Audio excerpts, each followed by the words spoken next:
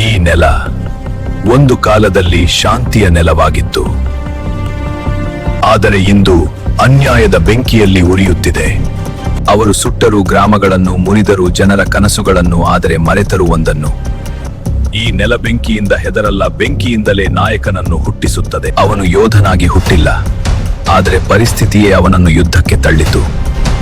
ತಂದೆಯನ್ನು ಕಣ್ಣೆದುರು ಕಳೆದುಕೊಂಡ ನೋವು, ತಾಯಿಯ ಕಣ್ಣೀರಲ್ಲಿ ಮಾಡಿದ ಪ್ರತಿಜ್ಞೆ: ಈ ನೆಲಕ್ಕೆ ನ್ಯಾಯ ತರುವ ತನಕ ನನ್ನ ಉಸಿರು ನಿಲ್ಲಲ್ಲ. ಅರಣ್ಯ ಅವನ ಗುರುವಾಯಿತು, ವೇದನೆ ಅವನ ಶಕ್ತಿಯಾಯಿತು, ನಿಶ್ಚಲ ಕಣ್ಣುಗಳಲ್ಲಿ ಬೆಂಕಿ ಹೊತ್ತಿತು. ಅವನು ಯುದ್ಧಕ್ಕೆ ಬಂದಿಲ್ಲ, ಅವನು ಇತಿಹಾಸ ಬದಲಾಯಿಸಲು ಬಂದಿದ್ದಾನೆ. ಸಿಂಹಾಸನಗಳು ಕುಸಿಯುತ್ತವೆ, ಅನ್ಯಾಯ ನಡುಗುತ್ತದೆ, ಜನರ ಧ್ವನಿ ಗಗನಕ್ಕೆ ಏರುತ್ತದೆ. ಅವನು ಗೆದ್ದದ್ದಲ್ಲ, ನ್ಯಾಯ ಗೆದ್ದದ್ದು.